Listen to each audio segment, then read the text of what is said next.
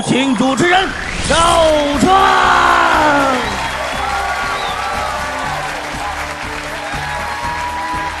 谢谢现场的观众朋友们，谢谢大家，欢迎电视机前的观众朋友走进天津卫视的大型情感节目《爱情保卫战》。我们的节目是由休闲旅游领导者途牛旅游网特约播出的。休闲旅游找途牛，下载途牛 APP， 手机预订更便宜。选择幸福，选择亚赛荷兰盼盼到家，安居乐业。本节目由拉芳柔顺洗发露特约赞助，在这里要感谢拉芳柔顺洗发露对本节目的大力支持。天天圈用户特权再升级，爱宝的粉丝下载使用天天圈提问，就有机会在爱宝节目中得到导师的现场解答。使用微信摇歌曲参与实时互动，并分享至朋友圈，就有机会获得实物大奖。今天我们请到的是心理方面的专家于静静于老师，欢迎于老师。著名的相声表演艺术家魏文样魏老师，欢迎魏老师啊。华谊嘉信副总裁曲伟曲老师，欢迎曲老师。爱情导师涂磊涂老师，欢迎涂老师。先来了解一下第一对嘉宾的情况。刚开始提的时候，本人是有特别大的疑惑的，我怎么可能不在乎到底是男生说的还是女生说的？如果两个人同时提出这样的问题，是什么样的事情让他们的爱情面临了困惑呢？让我们用掌声请出这一对，来，掌声有请。男嘉宾小胡，33岁，来自黑龙江经商；女嘉宾小刘，28岁，来自黑龙江，做人事工作的。来，有请两位。两位是否愿意在这个现场公开箱子里的秘密？愿意。愿意。今天是谁想来的？我想来的，因为我觉得我们俩现在出现了一些小问题，然后不知道该怎么处理了。啊，那就把问题说来，我们听听呗，给他们。我们两个是朋友介绍的，现在处了差不多快1年的时间，但是在这1年的相处过程中呢，我觉得他有一些小毛病，比如说他抠门、小心眼儿。对我不信任，爱翻我东西啊。原本呢，我觉得只要他对我好就行，我并不介意他有婚史。但是他呢，因为之前的阴影，总是把不好的思考方式用在我身上，让我觉得特别的累。是我抠门小心眼儿，是有过一段婚姻，但是我并不是过错方，是我前妻在婚内出轨，所以说这边我最后我忍不下去了，所以我提出离婚。但是我万万没想到的事情就是在分财产书，他分走很大部分，所以说我感觉很不平衡，很不舒服，你知道吧？先把这段放过去吧，过去了吗？已经过去了。他说是说过去了，但是他总把之前的阴影用在我们俩感情上。第一次我们俩约会的时候，他就跟我说，我前妻是一个特别物质的人，喜欢让我给他买东西。我觉得既然我们俩第一次约会，没有必要总谈他之前的事儿，这其实让我挺不舒服的。还有我们俩现在处了差不多快1年了，我也给他买礼物，他也欣然接受了，但是他从来没送我什么东西。圣诞节什么礼物都没有。圣诞节这物价都比较高的，我这人我可能说比较节俭一些。我想说，可能平时我买巧克力或买花，可能说10块20块可能就搞定了，但是圣诞节时可能价格要上了好多倍。把这钱留下来以后，我们在一起能够很好支配的，或者说我给他买一些其他的东西，不是更好吗？但我都跟你说过，我是一个比较喜欢浪漫的女孩，我不在乎你送我什么东西，我要的就是心意。我想知道你是不是在乎我，那你什么都不给我买。再说了，那贵能贵到哪儿去啊？就是50、100的吧？那你现在就计较这50、100，那你说我跟你结婚了以后，我还有什么指望？你觉得我小气的话，那你记不记得之前我请过你们那些闺蜜在一起吃饭？第一次请我闺蜜吃饭的时候，路挺远的。然后天也挺冷，路也挺滑的。那个我寻思他可能是开车或者打车来呗，但是他跟我们特意说了一声，说我请你们坐公交吧，3个人一共就3块钱，还用他请吗？那天路很滑，我想咱们那是赶饭口，你们朋友他们都饿，咱们如果坐公交车的话，可能说能够更快到那。如果咱们开出去的话啊，但是可能还找车位，可能会耽误很长时间。再另外来讲说，这样确实能省一些，这也是我的心思啊。饭吃的怎么样啊？吃饭的时候他点的菜，然后点了一桌子全是素菜，点了2个半份的肉，让我觉得特别没面子，特别尴尬。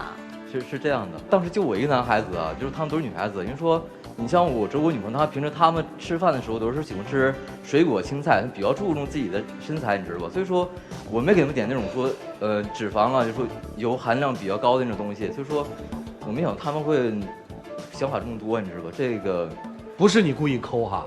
这个怎么说呢？我想就说，当然是能省就省。我想说以后能够为我们在过日子的时候，肯定说把日子过得更好些。但是吃饭来讲，这个只是一个形式上的一个事情。我们俩也想过说以后这个过日子啊，之前还谈论过说结婚以后这个钱怎么支配。然后我说那就像其他的家庭一样呗，女孩子负责这个管钱，然后2个人共同支配这部分钱。但是他反应特别大。我跟你说过我自己的一些故事，我不想说再，可能我这话说可能有点远了，你别不乐意听。如果假使说咱们以后真的有一天在一起，然后又分开了，我不想说再重蹈覆辙。你每次都是这样，你说你之前婚姻的不幸，为什么要把我笼罩在这个阴影之下呢？你是一朝被蛇咬，10年怕井绳，但是我呢，我跟的是你这个人，是咱们的现在和未来。你整天说的这些，你说你让我心里舒服吗？不，没听明白，就是你希望让他把钱交给你，他不交是这意思吗？对，我是这样的，我是想啊，以后我们俩真结婚在一块儿的话，就说因为我的收入可能要比别的都很多，我愿意承担大部分的这种家庭支出。他要喜欢什么的话，你跟我说，我会给你买的。再者说就是，就是打死不把钱交给他。是这意思吧？是。啊，就直接说不就得了吗？你们还没结婚呢吧？没结呢，我们只是讨论以后的生活。我们之前有一次开玩笑，我说我们家有多余的房子，等到咱们俩结婚，可以简单装修一下，拎包即住。你觉得那是一个玩笑，但是我觉得这个问题其实也很严肃。你想，房子它是你自己的，对吧？名字是你的，但是你说简单装修，咱们作为婚房来讲，简单装修的话，它也得是几万或者10几万这样的。将来如果咱们真的有那么一天的话，房子还是你的房子，但是我投进去钱就是投进去了，对我公平吗？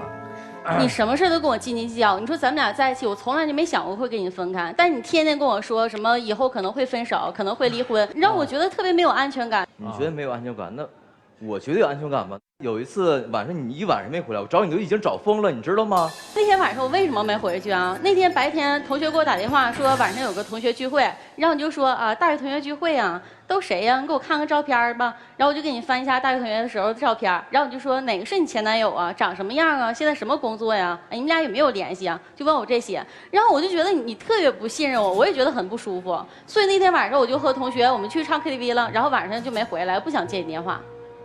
那你知不知道我很在乎你，我很着急呀、我当时是什么样子，你能想象到吗？是我知道你着急，但是你也不能用这种方式。后来他给我前男友打电话，问他我在哪儿呢？哎，你不觉得这样很好笑吗？我们根本就没在一起啊！不是，你怎么会有她前男友的电话？我自己找的。他又偷摸看我手机。如果说你们说分开以后就是分开，为什么要留着他电话？我没什么可隐瞒的，我对你也很坦诚啊。你想知道什么，我可以告诉你。但是之前的感情已经过去了，咱们为什么非得说之前的事儿呢？哦，就是这小子特别希望听到你跟你前男友是怎么谈恋爱的，是吧？就什么事都想知道，所有的过去都得了解。哥们儿，你图什么呀？你听了不心堵吗？我是想多一些了解，另外可能也是好奇心。但是关键他还会生气。就是你他问完了之后，求着让你讲。对，然后我还得告诉他，不告诉他就说我隐瞒。真的假的？真的。那你干嘛要听呢？因为我想知道。然后你还生气？作为一个男人来讲，我觉得有些事情，我觉得我接受不了。接受不了就别听呗，那不是都过去了吗？但是，亲爱的，我平时我对你家怎么样，我对你怎么样，你心里应该有数的，对吧？是，我知道，所以我才会这么纠结，所以今天才会来到这儿。不然的话，之前那些事儿真是让我挺难过的。所以今天也是希望主持人和各位老师能帮我们出出主意。接下来就把难题都交给老师们吧，来一起进入丘比特问卷。单纯抠门并不是问题，抠门会过日子，好事儿啊。对。但是抠门的背后的问题却是一个很大的问题。第一，他特别想问过去，知道吧？又纠结。为什么呢？他想完完全全的了解现在的女朋友，万一有点纰漏，婚后出了问题，那该怎么办呢？所以把所有问题都尽量的避免，是这概念吧？是的。前面是因为前妻出轨了。所以你想把问题尽量的避免，所以想去防出轨，所以你的不信任和怀疑一切都源于这个问题。那么第二个问题呢，你其实把最坏的想法就是万一离了婚会怎么样，时时刻刻在你脑子里出现。你的想法是千万不要离婚，但离了婚的话我也不要再受伤害。这就意味着呢，其实前妻对你的影响还是蛮大的，时不时的在你心当中你会把现在女友和你的前妻会做对比，所以你现在对她的考察，包括探测，包括了解，都非常的谨慎，甚至细致又细，不想错过任何一个细节。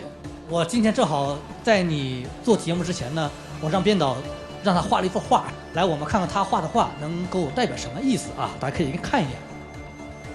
首先呢，他是在这张纸上呢画了一座山，他把他的现任女朋友呢画在这个山的下面的中间的位置，一个屋子里面，他的前妻呢放在山下一个角落里，对吧？而你自己是山的半山腰，这代表人的一种潜意识。凡是画山的人呢，一般内心里有一种能量，而这个能量呢会让你坚守一些东西。所以在你身上我看到一个固执的一面。我想说的是什么呢？人都有伤害，如果你一直从固执伤害当中出不来的话，那么现任的女朋友你是把握不住的，你也是没办法让她金屋藏娇似的都听你的，因为她有着她的个性特征和要求，而你这样的过分谨慎和约束，她会适应不了。另外一个呢，你在半山腰，你看到了，万一你要是不努力的话，你滑下去，看一看你会滑到哪个位置？前期的位置啊。所以有的时候一个小小的征兆，可能就说明你那个潜在的心理。如果你这些都不努力做，不仔细的检查好的话，天天草木皆兵，感情就没了。要学会面对自己曾经的失败，不要完全拿过去和现在去做对照，这样的话对他非常的不公平。当然我说这些话呢，也希望今天我们的女士呢，你要知道，你面临着一个曾经受伤过的男人，那你就应该有足够的准备和信心，帮他过渡这段疗伤期，重新燃起他对爱情和婚姻的信心。那的话，我相信他仍然可能还是一个好丈夫。哎，也想对小胡说两句。其实你们两个没有太大的问题，就是由于你一朝被蛇咬，10年怕井绳。可是你怕得太厉害了。你现在做的事儿呢，不老太地道的，因为两个人都要尊重个人的私密。你没事翻人包、开人手机，这是对你女朋友一个不尊重、不信任。夫妻两个人要是不信任，不能互相包容，不能互相原谅，那还在一块干什么呢？特别是你那么抠，人家给你买的衣服你照收不误，尤其你最厉害的地方，人家有房让你装修，你就考虑离婚。工资你比他高，不能搁在一起，就怕以后还没过呢就想离。我比我的爱人工资还高3倍呢，我回家之后发了工资的工资条我都不打，直接交给老伴儿。我们过了那么多年了，只要你心诚，互相的体贴，这个日子是越过越好，是不是小姑娘？恕我冒昧，我问你个问题，男生，你跟你前妻谈恋爱这会儿，你也这么抠吗？都给她买过什么？那时候说我用了我1个多月的工资，然后去给他买过手机，这样的。对，这话呀，不怕你听起来刺耳。我个人觉得，你现在的心呐，并没有完全向这个女孩打开。你抠门不是天生，不是本性，而是因为你曾经慷慨过，但是没有得到你理想的一个回报，你怕了，所以说你在影射，在她身上想到的是你前妻的所作所为，你甚至在幻想，我能省下这打车的钱，我只坐公共汽车，我今后可能就损失的少一点，完全是你看她是你的前妻的影子，而且你所有想的步骤、想的程度都是先于她的。这个女孩她现在想谈恋爱，但是你想到了结婚；这个女孩想到了结婚，你想到了离婚，整整的步骤全都是你前妻与你的生活轨迹。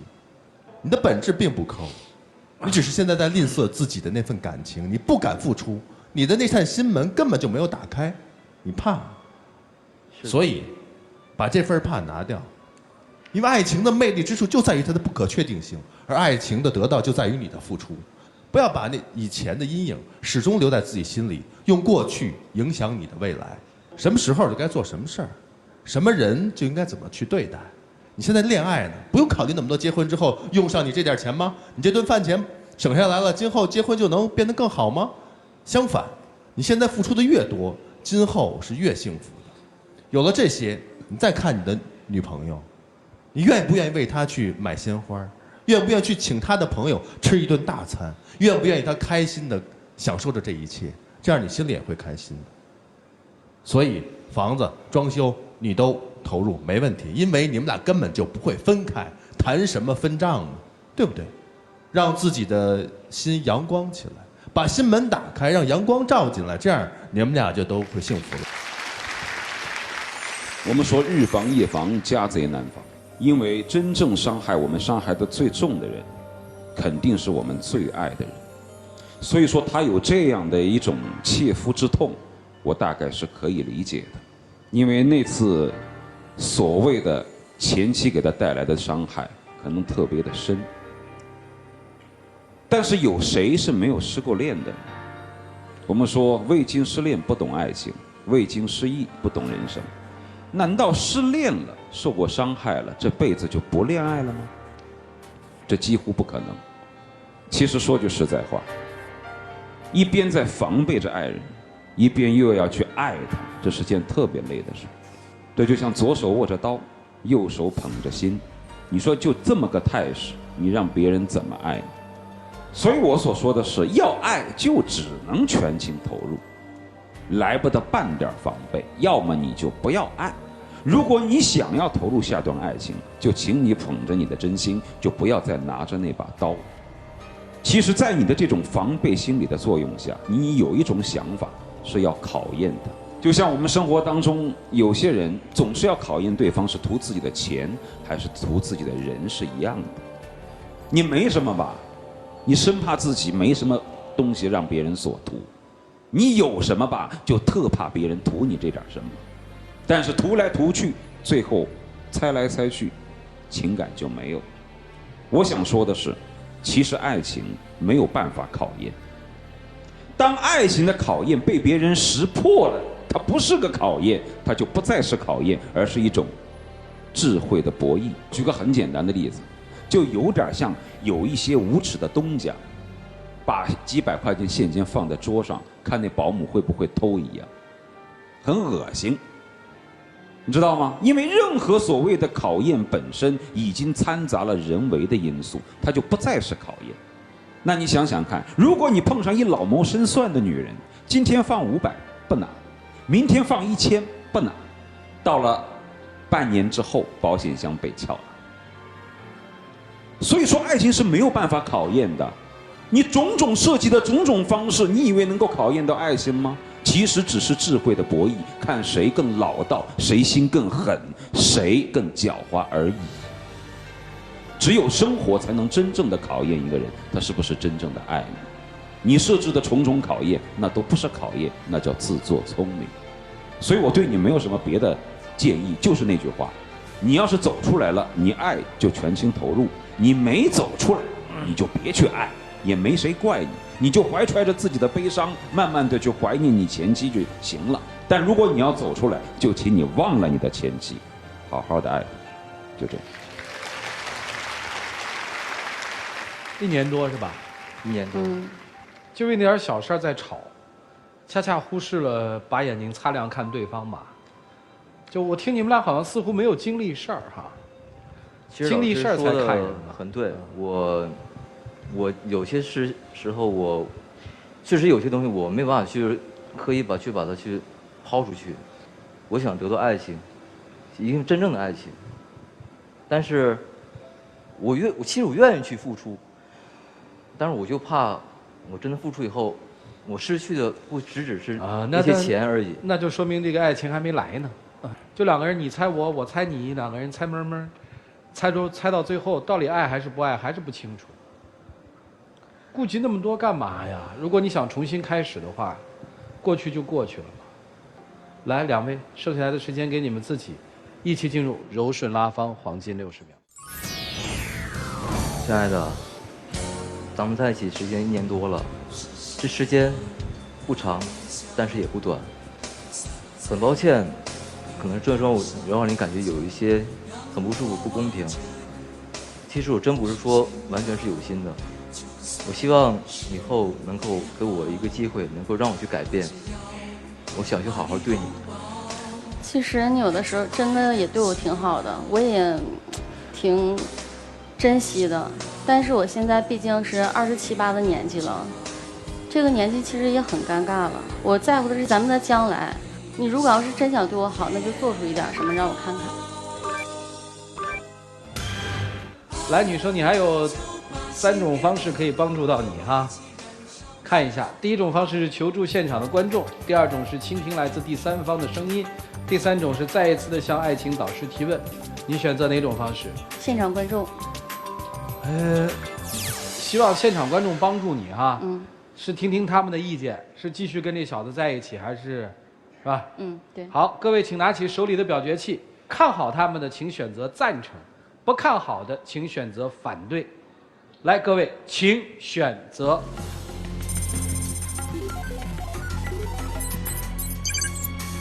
78.95%的现场观众都看好你们哦。跟你问问为什么？我选择是反对。这个男人，他那个心里面，再怎么改，终究还是有阴影。哦，对。来，那位先生，2口子一起来的。啊。结婚了吗？结了。几年？4个月。啊，4个月哈。啊。正幸福呢哈。啊。啊，这个选的是。我们2人都选择赞成。原因是什么？为什么看好？感觉这大哥挺真诚的吧。哦，来，麻烦把话筒给夫人啊。我觉得男嘉宾吧，如果要是能冰释前嫌的话，我觉得他对这个女嘉宾，刚才女嘉宾说对他也挺好的，我觉得2个人应该不错。要不然你们俩是2口子呢？别人的意见供参考，看看那个密码箱里是什么吧，2位交换吧。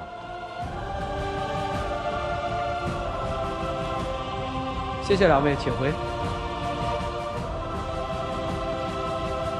来，请关门。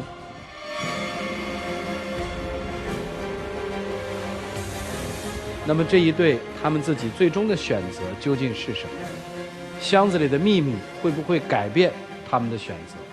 我们拭目以待。5、4、3、2、1。精彩节目稍续。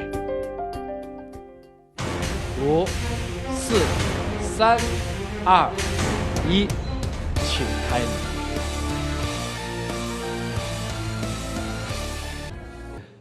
我印象比较深的大概是说，把他的手已经伸向了女生的闺蜜那儿。这到底是一段怎样的情感？这个背后究竟是误会，还是别的什么呢？来，掌声请出这一对，掌声有请。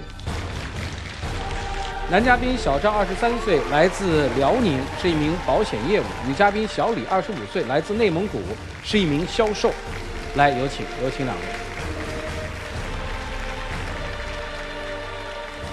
2位愿意把箱子里的秘密在这个现场公开吗？愿意。我愿意。很帅是吧？他自以为是，他自己觉得他特别帅。是有很多异性朋友是吧？男朋友、女朋友都有。我觉得他是异性朋友比同性朋友多很多，而且他总跟他们暧昧不清的。哦，这让我特别受不了。那你发现了一些什么呢？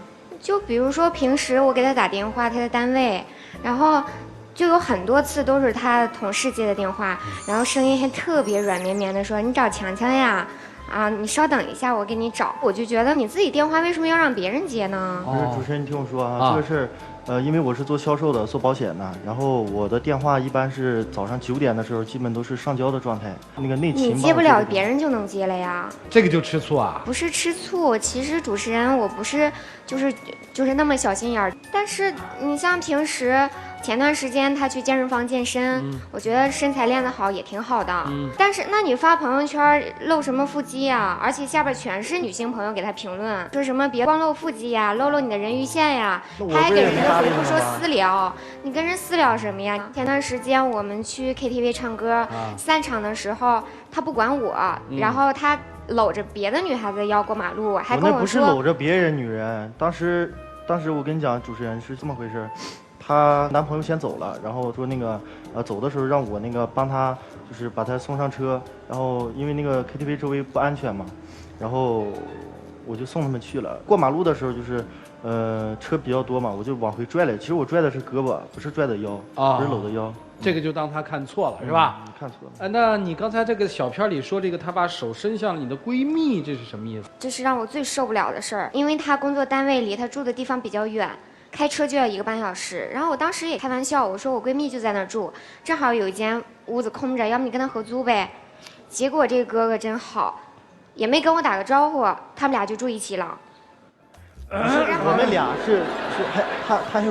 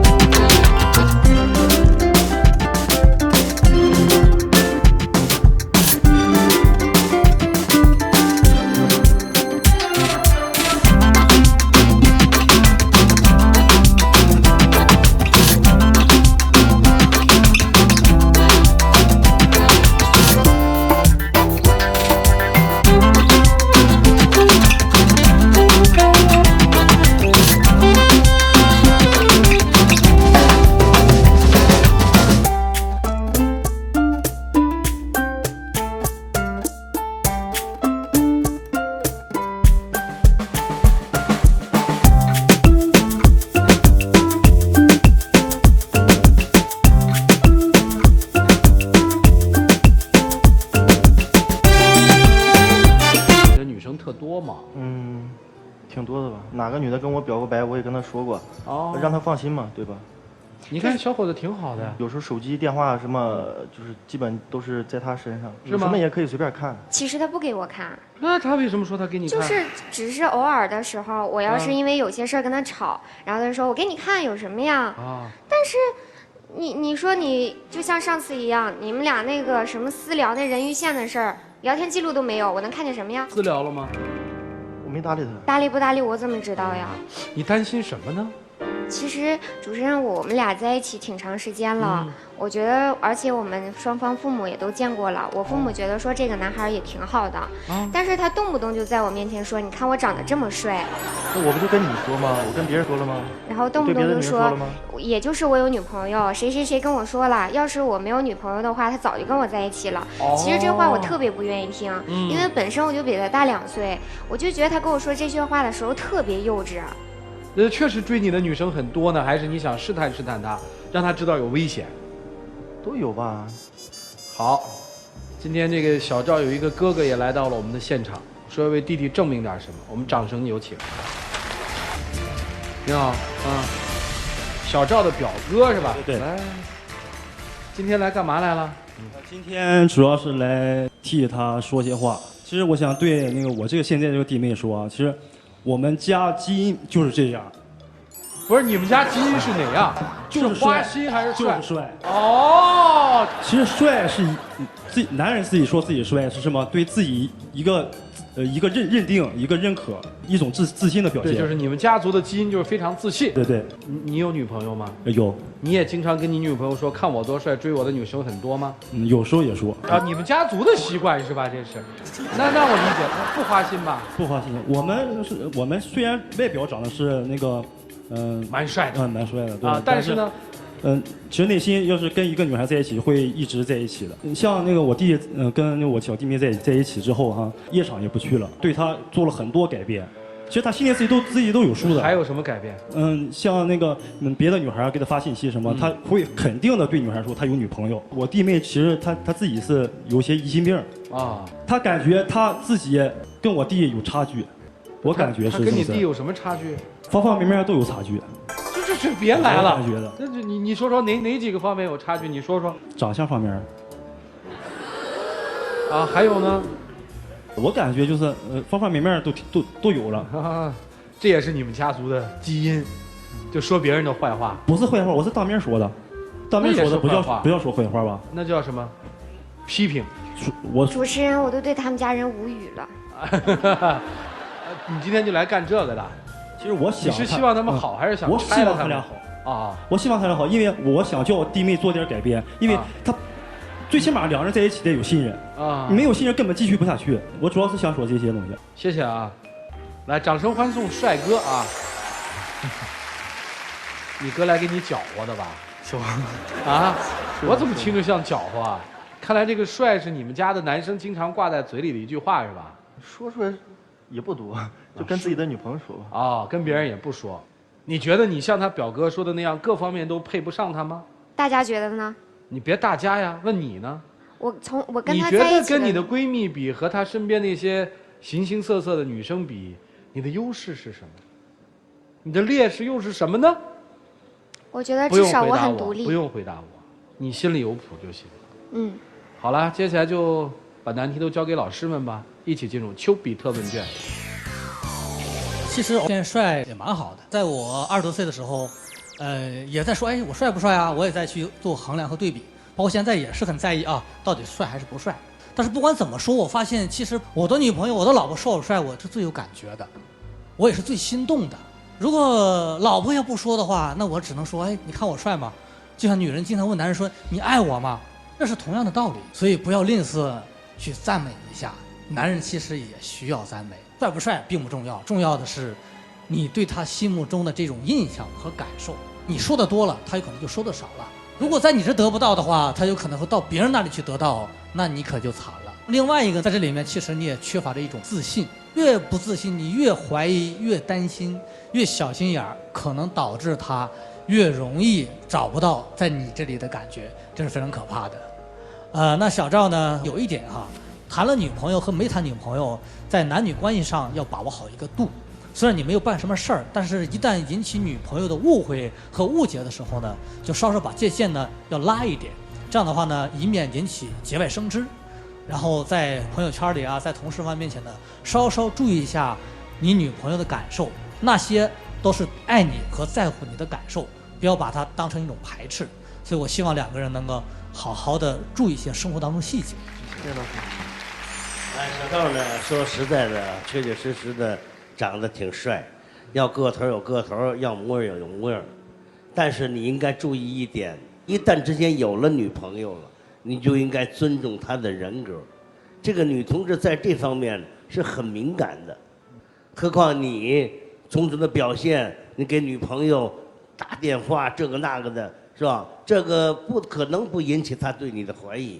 其实你们之间呢没有什么大的问题，俩人好好坐下来沟通沟通。我觉得女孩子配你还不大吃亏。是啊，我帅吗？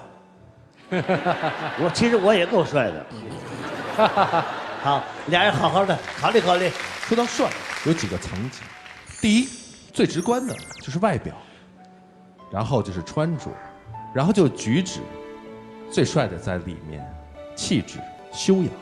年轻的时候觉得帅是一件好事儿，那只是第一层级。我20多岁那会儿比你还帅，各种的张扬。但是到了我现在，我知道，有的时候帅是一种缺点。为什么？人会觉得第一意识就觉得你除了帅就没有其他的，就怕这个。而你现在就有可能犯这个错误，各种的耍帅太过于肤浅，人觉得你除了帅一无是处。而真正的帅，持久的帅，有魅力的帅是什么？是由内而外。孙红雷长相不帅，但是所有的女生都觉得很帅，爷们儿。在各种场合里，作为一个男人，不论你长得如何，你做出的事儿，很多人就说帅。比如说，在工作当中专注，帅；在情感当中专一，帅。而你呢？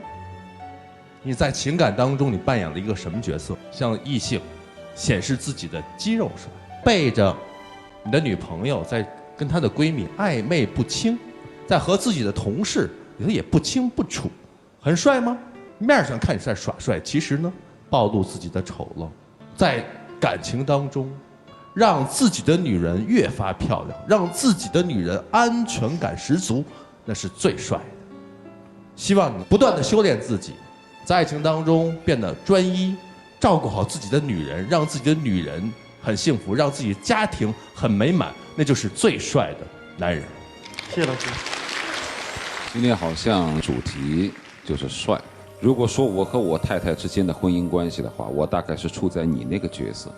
就是不漂亮。年少轻狂的时候，当有人指着我说你很帅，我有点美滋滋的，还真的认为自己挺帅。当我基本上发育完成之后，再有人跟我说涂磊你很帅，我发自肺腑的说我恨你。但是事到如今，到这个男生，你喜欢这个女孩什么？勤俭、持家、孝顺。其核心并不在于帅还是不帅，而是在于在这段情感里面，你们怎么去看待对方，在这段情感关系当中，是否是平等的？一起进入柔顺拉芳黄金60秒。这1年我为你改变挺多的，我也知道你对我不放心。我在外边就是有很多女孩说追我也好，怎么样也好，但是我从来没有动摇过，我的心一直在你这儿。我会继续为你改变。其实我知道2个人在一起最重要的是信任，我也想让自己相信你，但是我觉得在信任的前提是理解和包容。我希望你在以后做什么事情之前要顾虑对方的感受。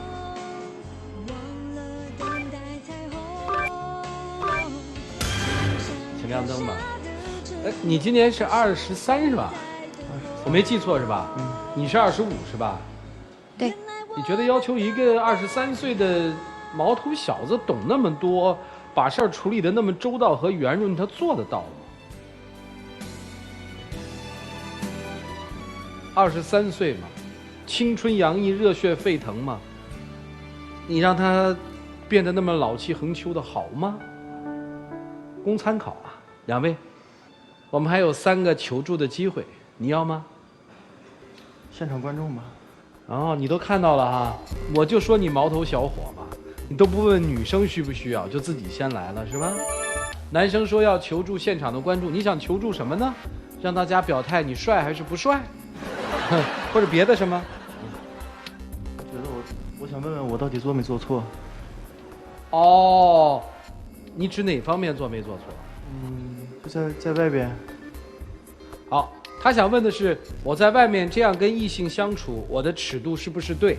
你们认为他对，选赞成；认为他做错了，就选反对。来，各位，请选择。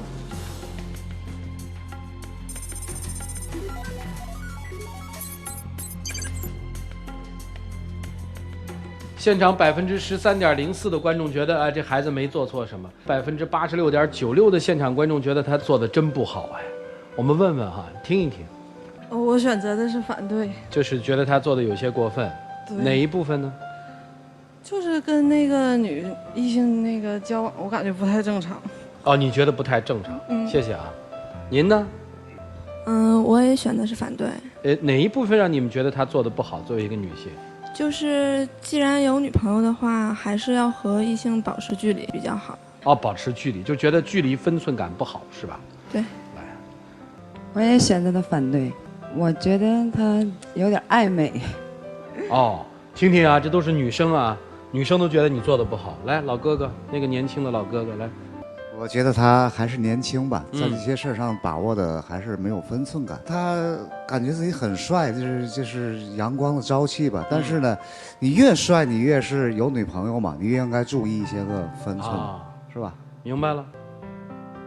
最后还想问一次。你心里是真的喜欢对面那个姑娘吗？喜欢，真的哈。来，2位换箱子吧。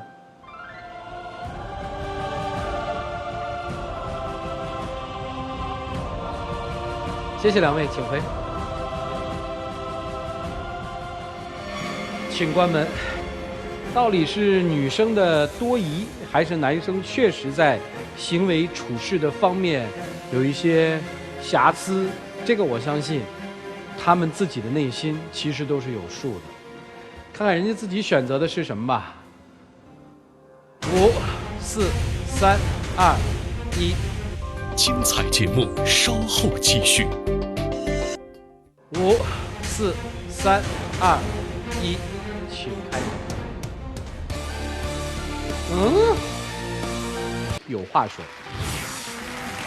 甜甜圈的网友提问：涂老师。我28岁，和男朋友异地恋4年，我很喜欢他，但我发现他和另一个女生有来往，然后就提出了分手。我很伤心，却放不下他，想和他在一起，我还要不要争取一下呢？精彩节目稍后继续。对于生活当中的过错，我们从来都只有纠正和宽恕，从来没有所谓的认可和纵容。如果说他已经给了你一次背叛，你还去争取的话，如此黑白倒置、正伪不分，那我想你遭到的一定是再一次的羞辱。电视机前的观众朋友，登录我们的天天圈，天天圈帮你解决情感大问题。我们的节目是由休闲旅游领导者途牛旅游网特约播出的。休闲旅游找途牛，下载途牛 APP， 手机预订更便宜。选择幸福，选择亚赛和来盼盼，盼盼到家，安居乐业。本节目由拉芳柔顺洗发露特约赞助，在这里要感谢拉芳柔顺洗发露对本节目的大力支持。当然，我们要谢谢现场以及电视机前的观众朋友们的收看和陪伴。下期节目再见，谢谢大家。传递生活正能量。